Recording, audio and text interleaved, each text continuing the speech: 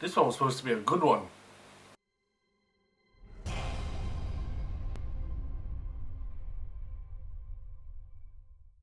Arsenal versus West Brom. You know, it should be a fun game. I was expecting a tight game, but you know, after that I'd be able to come on here and say, yeah, bang, good game. Picked up 3 points and come with some positives and hopefully a new spin on things. Fucking hell, man! What happened? What happened? The game itself was a fucking embarrassment before it even started. Like, you lot with the fucking planes, like, there's two planes, both of you lot, fucking embarrassing, man. Like, that's not the sort of thing that we do here, man. Like, you leave that to them inbred lot up in fucking Manchester. But, apparently, we're no better. That's what that's showing me. Like, this fan base is a real fucking joke right now. But, like, I'm not even going to spend too long dwelling on that. Like, that's ridiculous in and of itself. Like, that wasn't the worst thing that I saw. Like, that's what's really pissing me off. Like, 2 sets of Arsenal fans flew banners over another team's stadium, and that still wasn't the most embarrassing thing that happened that day. How's a man like Dawson scoring 2 goals? 2 goals! The same goal as well! Are you mad? The same rotted goal! Like, the whole thing was just, it was shambolic, like, it was mad. The defending was just nonsensical. There was no inspiration in attack, it was completely uninspired. And, like, there was a little moment where, you know, Xhaka, great ball, finds Sanchez. Sanchez bangs that into the roof of the net. Great stuff, love it. But other than that, what did we really do? West Brom fucking pimped us. With no 2 ways about it, West Brom pimped us. They said, yeah, have the ball. You men are shit. Have the ball. Because we know that we're going to get you on set pieces. We're going to get you on the counter. So, fine, have the ball. Get comfortable. You men aren't doing a damn thing. And what happened? They took us for dickheads. Like, there's no 2 ways about it. West Brom, Tony Pulis. How many times is Tony Pulis going to take this team for a dickhead? Like, it's a madness. And, like, with all due respect to West Brom are shit. And they know they are. That's why they're loving this. They're riding this whole crest of a wave right now. They're in, like, what, 8th place or whatever. Like, yeah, they're loving that. We shouldn't be giving teams like West Brom something to celebrate. And then, of course, you've got all these dons throwing stats around. I can't even be mad at them because the stats are there. We're creating these fucking stats. In our last 10 games, we haven't beaten a top side. The only teams we're beating are shit teams, non-league sides. What's going on? And of course, the players need to look at themselves. Like, they really need to look at themselves. The manager, Wenger, needs to fucking look at himself as well. I don't know what preparation they did, but whatever it wasn't enough. There wasn't enough emphasis placed on the fact that West Brom and Tony Pulis have been banging set pieces severely all year, and Tony Pulis has been doing that since Stoke days. So, you know, how have we not clocked on that he's going to do it again? And I'm recording this the day after, so of course, now Man United have played and, you know, done what you'd expect a big team to do and beaten inferior opposition, because, you know, that's what happens when you fucking play properly. And now, of course, them man are higher than us in the table, and let's be honest, they're shit as well. But what can we say right now? But now I've got all these fucking Man U fans in my mentions running jokes, talking about, oh, who's in 6th place now? You lot clowns as well. We're fuming about being where you lot were happy to be. You lot were in 6th place talking about, in Jose we trust. Oh, it's going to get better. Oh, this, oh, that. Oh, it's okay, We're in 6th and we want to sack everybody. So you lot are embarrassments.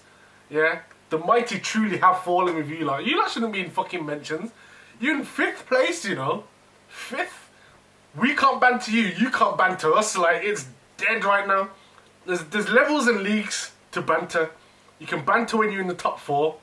Like, that's where you're in the elite bracket of English football, in that top 4. Yeah? The moment you drop out of top 4, you can't talk shit. Like, we cannot talk shit about anybody in the league at all. We just have to sit there and affirm it. We can't talk shit to anyone, whether it's Man United, whether it's fucking West Ham. If you're not in them big top spots there, just humble, you get me?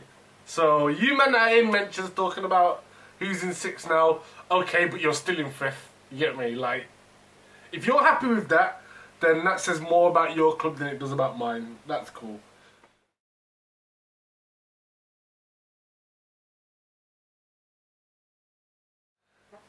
Wenger and the contract, it's all a bit nuts, to be honest. Apparently there's rumours that he's going to sign a 1-year extension rather than the 2-year that they're offered. And it's throwing up some conversations. Personally, I don't think he should have been offered a contract anyway, just because the trajectory of what he was... I mean, I spoke about it in the last video as to why he's being offered a contract. That's because the board are happy with mediocrity. But realistically, he shouldn't have been offered a contract, because the way we were playing, the trajectory that we were on, doesn't suggest that we were doing well, and that isn't where we want to be as a club. But the fact that the club have offered him that, unless they retract that offer, he can sit there and just decide what he wants to do with that. And that's given him the choice where, realistically, he shouldn't be in a position to make that choice as to whether he stays at the club or not. Right now, he's not doing well enough to be leading that discussion.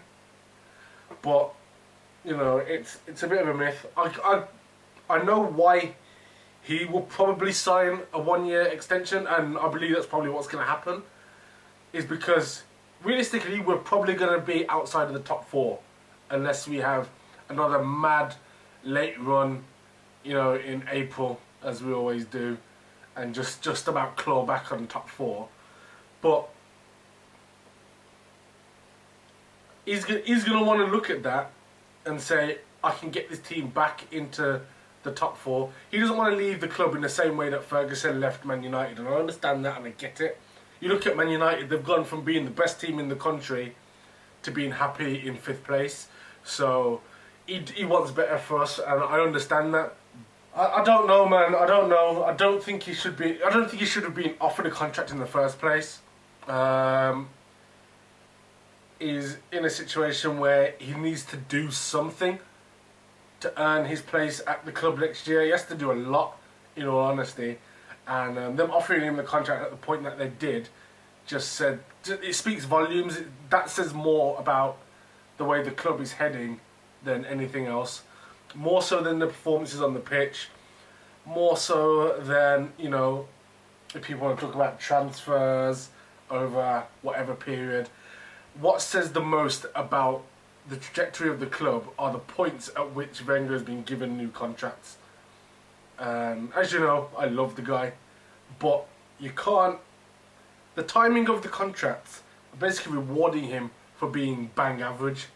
Like, I could understand if he was offered the contract after finishing 2nd in the league, or, you know, when we beat Leicester, it looked like we were going to win the title last season. Like, that at that point, I could understand it, because it's like, okay, it looks like you on crud, let's get you down for another few years.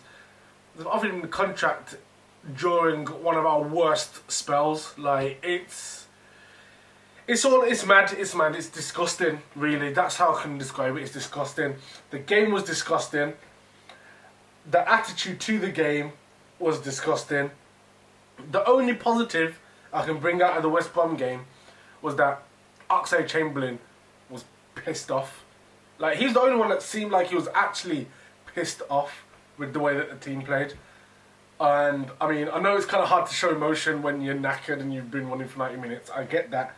But, I don't know, they just didn't... I didn't get that they were really pissed off. It was just kind of like a mild disappointment. This, as far as I'm concerned, this season is just a complete write-off. A lot has to change. A lot has to change. I'm not convinced that it will. I'm not gonna lie, being an Arsenal fan is tough right now.